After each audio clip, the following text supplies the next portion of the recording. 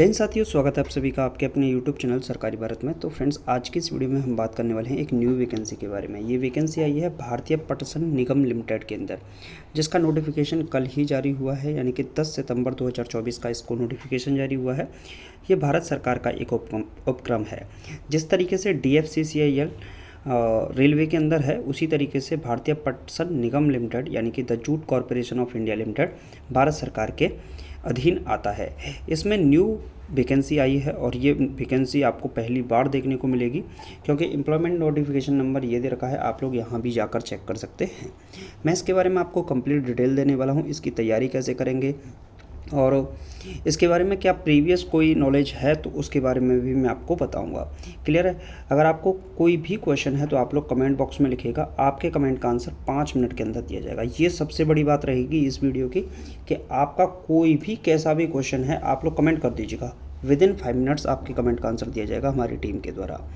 मेरे भाई, the jute corporation of India limited, जिसको हम JCI बोलते हैं, ये 1971 में सेटअप हुई थी और 1956 के एक्ट के कंपनी अधिनियम के तहत इसको भारत सरकार के द्वारा इस एजेंसी को शुरुआत किया गया था। इसके द्वारा पहले वैकेंसीज निकलती थी लेकिन स्टूडेंट को पता ही नहीं चलता था। लेकिन आज मैं आपको दिखाने वाला हूँ फ्रेश रिक्रूटमेंट ये आई है और fresh recruitment and special recruitment drive SRD first attempt है ये। क्लियर है? तो details of non executive vacancies यानी कि नॉन एग्जीक्यूटिव वैकेंसीज के लिए देखते हैं। सबसे पहले अगर हम पोस्ट की बात करें तो इसमें अकाउंटेंट की पोस्ट है, जिसके लिए सैलरी पे स्केल आप देख सकते हैं 28,600 से 1,15,000 तक है। यहाँ पर क्वालिफिकेशन आपके लिए क्या चाहिए, तो आपने MCOM कर रखा हो with advance accountancy and auditing as a special subject with 5 years experience, यानी कि आपके पास 5 साल का एक्सपीरियंस होना चाहिए। MCOM आपकी होनी चाहिए। इसके साथ अगर आपके पास ये नहीं है तो आपने BCom कर रखा है तो आपके पास 7 years का एक्सपीरियंस होना चाहिए। Maintaining commercial account including reconciliation and final account experience handling cash और रिकॉर्ड। मतलब कहने का मतलब है 7 साल का आपके पास BCom के साथ एक्सपीरियंस है तो भी आप फॉर्म भर सकते हैं। क्लियर है? नंबर ऑफ़ वैकेंसीज़ की मेरे भाई इसमें अगर हम बात करते हैं कि इसमें आखिरकार कितनी वैकेंसीज़ हैं, तो कुल मिलाकर 23 पद यहाँ पर सिर्फ और सिर्फ अकाउंटेंट के लिए हैं, जिसमें जनरल के 10, EWS के 2, OBC नॉन क्रीमी लेयर के लिए 5, SC के लिए 4 और ST के लिए 2 पद हैं। कुल मिलाकर 23 पद यहाँ पर बनते हैं। फिजिकल विद हैंडीकैप्ड के लिए यहाँ पर 2 पद यहाँ पर रखे गए हैं। तो ये है आपका अकाउंटेंट। इसके बाद मैं बात करता हूँ जूनियर असिस्टेंट की। इसका पे स्केल भी काफ़ी अच्छा है, 21,500 से 86,000 रुपये तक है। एज लिमिट की मैंने आपको पहले बात बताई नहीं, तो इसमें इन तीनों ही पोस्टों के लिए 3 पदों पर ये भर्ती आई है, तो तीनों ही पदों के लिए आपकी जो एज है वो 30 साल तक होनी चाहिए, यानी कि 30 साल से अधिक नहीं होनी चाहिए। मिनिमम आपकी upper age limit as on 30 years। Clear है? तो ये है यहाँ पर रखा गया है। इसके बाद इसमें देखें जूनियर असिस्टेंट के लिए तो आपके पास ग्रेजुएशन होनी चाहिए, और इसके अलावा यदि ग्रेजुएशन आपके पास नहीं है तो equivalent from a recognized university with experience in using computers MS Word Excel and minimum typing speed is 40 WPM in English, यानी कि 40 की आपकी स्पीड होनी चाहिए और आपके पास यूनिवर्सिटी से MS वर्ड और एक्सेल का यहाँ पर आपके पास एक्सपीरियंस होना चाहिए, या फिर आपको ग्रेजुएट है तो भी आप इसको फॉर्म को भर सकते हैं। लेकिन टाइपिंग आपके पास होनी ही चाहिए मिनिमम 40 की। इसमें जूनियर असिस्टेंट की बात करें तो इसमें 25 पदों पर है, जिसमें SC के 4, ST के 2, OBC non creamy layer 6, EWS के 2 पद हैं और जनरल कैटेगरी के लिए 11 पद हैं। टोटल मिलाकर यहाँ पर OL और OA के लिए यहाँ पर 2 पद रखे गए हैं, यानी कि फिजिकल विद हैंडीकैप्ड के लिए। यहाँ पर फिजिकल विद हैंडीकैप्ड के लिए जूनियर इंस्पेक्टर के लिए किसी भी प्रकार का कोई भी पोस्ट नहीं है। जूनियर इंस्पेक्टर की बात करें तो 21,500 से 86,500 इसकी पे स्केल है, यानी कि सैलरी है। इसमें आपने 12th पास कर रखा हो, यदि आप 12th पास नहीं है तो equivalent with 3 years experience in purchase sale of raw jute, its grading and assorting, wheeling, storage, transportation, ये आपके पास होना चाहिए। कहने का मतलब आप 12th पास है तो इसको फॉर्म को भर सकते हैं। यहाँ पर काफ़ी अच्छे पद हैं और कुल मिलाकर 42 पद हैं, जिसमें SC के 7, ST के 4, OBC नॉन क्रीमी लेयर के 10, EWS के 4 और जनरल कैटेगरी के लिए यहाँ पर 17 पद हैं। इसके बाद अगर हम बात करते हैं प्यारे साथी, तो इसमें मैं आपको मैक्सिमम एज दिखा देता हूँ। जो आपकी एज है वो 1/9/2024 से काउंट की जाएगी। जनरल, ओबीसी, ईडब्ल्यूएस के लिए 30 ईयर्स होनी चाहिए। ओबीसी नॉन क्रीमी लेयर के लिए 33 ईयर्स होनी चाहिए, यानी कि इनको आरक्षण का लाभ मिलेगा। एससी एसटी के लिए 35 ईयर्स, जिनको 5 साल का आरक्षण है। पीडब्ल्यूडी के लिए 40 वर्ष 10 साल का आरक्षण है। और इसी के साथ PWD, SC ST, PWD, OBC non creamy layer, ex serviceman के लिए यहाँ पर एज दे रखी है।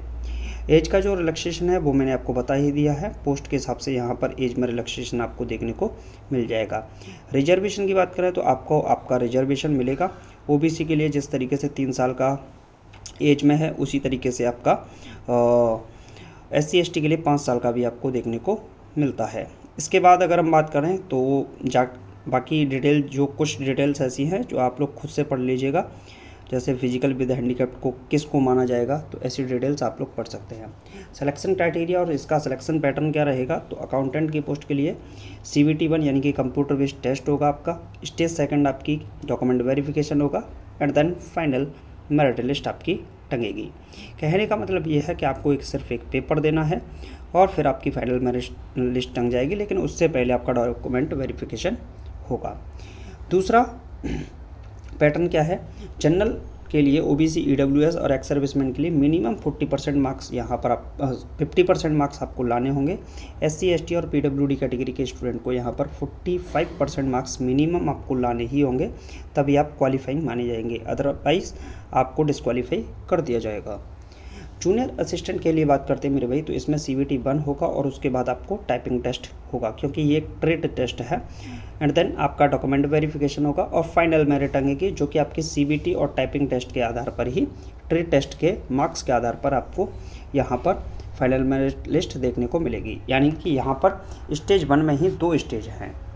इसमें भी आपका 50% जनरल, ओबीसी, ईडब्ल्यूएस और एक्स सर्विसमैन के लिए होनी चाहिए। एससी एसटी, पीडब्ल्यूडी के लिए 45% मार्क्स से नीचे होगा तो फिर डिस्क्वालीफाई कर दिया जाएगा। टाइपिंग स्पीड इसमें 40 WPM और यहाँ पर होनी चाहिए, वो भी इंग्लिश में होनी चाहिए।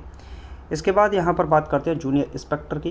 तो मेरे भाई अगर जूनियर इंस्पेक्टर की बात करते हैं तो इसमें CBT 1 पेपर होगा, document verification and then trade test होगा and then final merit list. जो आपके मार्क्स हैं ट्रेड टेस्ट और CBT के आधार पर आपकी फाइनल मेरिट लिस्ट को लगाया जाएगा। इसमें भी जनरल, ओबीसी, ईडब्ल्यूएस के लिए 50% मार्क्स होने चाहिए कम से कम, मिनिमम क्वालिफाइंग नेचर है। एससी एसटी के लिए 45% का क्वालिफाइंग नेचर यहाँ पर रखा गया है। बाकी ट्रेड टेस्ट के लिए जो भी आपका ट्रेड टेस्ट होगा वहाँ पर जनरल, ओबीसी, ईडब्ल्यूएस के लिए 60% आपका मिनिमम होना चाहिए। एससी एसटी के लिए 55% मिनिमम आपका होना ही चाहिए। इससे नीचे तो आपको डिस्क्वालीफाई ही माना जाएगा। आपके पास क्या डॉक्यूमेंट होने चाहिए वो समझ लीजिए। वैलिड ईमेल आईडी होनी चाहिए, वैलिड मोबाइल नंबर होना चाहिए, details of debit credit card, net banking for making fee payment, जो कि आपके पास डिटेल्स होनी चाहिए, स्कैन कॉपी होनी चाहिए, रीसेंट फोटोग्राफ की, not more than 3 weeks old, यानी कि 3 वीक से ज़्यादा पुराना नहीं होना चाहिए, स्कैन कॉपी होनी चाहिए, सिग्नेचर होनी चाहिए और वो भी ब्लैक या ब्लू इंक पेन से। स्कैन कॉपीज़ यानी कि डॉक्यूमेंट जो आपके हैं उनकी स्कैन कॉपीज़ आपको से ली जाएगी।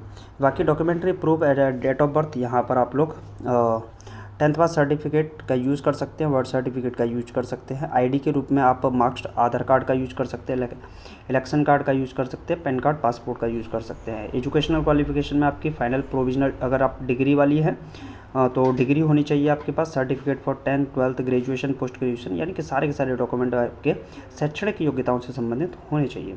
एक्सपीरियंस का जो सर्टिफिकेट है वो 5 साल का और 7 साल का है, तो वो भी आपके पास यहाँ पर देखने को मिलना है, होना चाहिए। 3 साल वाला है तो वो भी आपके पास होना चाहिए। सर्विस सर्टिफिकेट, अगर आप एक्स सर्विसमैन हैं तो आपके पास सर्विस सर्टिफिकेट होना ही चाहिए। CBT 1 की बात करें तो जो CBT 1 है कंप्यूटर बेस्ड टेस्ट होगा, उसका जो वेन्यू है तो computer based online examination CBT will be held across major jute growing state capital cities in India. Candidate may opt maximum 3 centre, यानी कि आपको 3 सेंटर चुनने का अवसर उसमें मिलेगा और जहाँ पर जूट के सेंटर हैं वहीं पर आपको बुलाया जाएगा आपके एग्ज़ामिनेशन के लिए। इसमें आपको 120 मिनट का आपको समय दिया जाएगा। जो आपका ऑनलाइन एग्जामिनेशन होगा, CBT होगा, उसमें 120 मिनट का आपको समय दिया जाएगा और इन वन सिटिंग, यानी कि एक ही बार में आपका पूरा पेपर ले लिया जाएगा। टोटल अलॉटेड मार्क्स जो होंगे वो आपके 100 मार्क्स होंगे और 120 मिनट का आपको पेपर में समय दिया जाएगा। बाकी एक क्वेश्चन के लिए आपको 1 मार्क मिलेगा। 100 क्वेश्चन होंगे 100 मार्क्स के, और एक क्वेश्चन होगा 1 मार्क्स का। और पेनल्टी यानी कि और नेगेटिव मार्किंग की बात करें तो इसमें किसी भी प्रकार की नेगेटिव मार्किंग नहीं है। साफ साफ लिखा हुआ है no marks will be awarded for unattempted question. और यहाँ पर ये भी लिखा है each question shall carry 1 mark and there will be no penalty for wrong answer, यानी कि आप तुक्का भी लगा सकते हैं। वे shall be qualifying in nature, यानी कि आपका जो ट्राई टेस्ट है वो तो आपका क्वालिफाइंग नेचर का होगा। टाइपिंग टेस्ट जो है वो क्वालिफाइंग नेचर का होगा। ये यहाँ तक की डिटेल थी। फाइनल मेरिट लिस्ट के बारे में बता देता हूँ। The final merit list will be based on CBT marks and clearance in document verification and qualifying in the typing test only for JA post junior assistant and trade test. तो इनके लिए आपका ट्रेड टेस्ट ये भी count किया जाएगा। Final merit list इसी के आधार पर आएगी। All the short listed candidates have to medically fit for before joining the corporation, यानी कि फिट होनी चाहिए। टाई ब्रेकर की स्थिति में क्या होगा कि डेट ऑफ बर्थ के आधार पर जिसकी उम्र ज़्यादा होगी उसको काउंट किया जाएगा, उसको ही लिया जाएगा। The corporations decision will be final and binding upon on all the incumbents. ये है आपका, और ये टर्म्स एंड कंडीशंस यहाँ पर लिखी हुई हैं, आप लोग अपने हिसाब से पढ़ लीजिएगा। ये पूरा का पूरा आपका नोटिफिकेशन है जिसको मैं वीडियो के डिस्क्रिप्शन में डाल दूंगा। यहाँ से आप लोग वीडियो के डिस्क्रिप्शन में से इसको डाउनलोड कर सकते हैं और आप लोग देख सकते हैं। Cut off date for calculating age experience जो 1/9/2024 के आधार पर होगी। Date of commencement of online application 10/9/2024 से आप लोग इसमें फॉर्म भर सकते हैं। इसकी जो लास्ट डेट है वो 30/9/2024 है। Date of computer based test online examination तो उसको घोषित अभी किया जाएगा समय के हिसाब से। तो ये था कंप्लीट डिटेल। उम्मीद है आपको आज का सेशन ये छोटा सा वीडियो अच्छा लगा होगा। वीडियो अच्छा लगा तो लाइक करके चैनल को सब्सक्राइब जरूर कीजिएगा, क्योंकि ये वैकेंसी जो आपकी आई है वो बहुत ही बेहतरीन वैकेंसी है। और आपकी परीक्षाओं में जो आप इसमें फॉर्म भरते हैं, लेकिन 90 पोस्ट हैं, बहुत सारे स्टूडेंट इसमें फॉर्म नहीं भरते हैं। तो अगर आप लोग इसमें फॉर्म भरते हैं तो आपको इसका फ़ायदा बेनिफिट मिलेगा। कम पोस्ट देखकर ये नहीं सोचना है कि पोस्ट कम है तो हम फॉर्म नहीं भरेंगे, फॉर्म आप भर सकते हैं। बाकी मिलते हैं नेक्स्ट वीडियो में। Thank you for watching this video.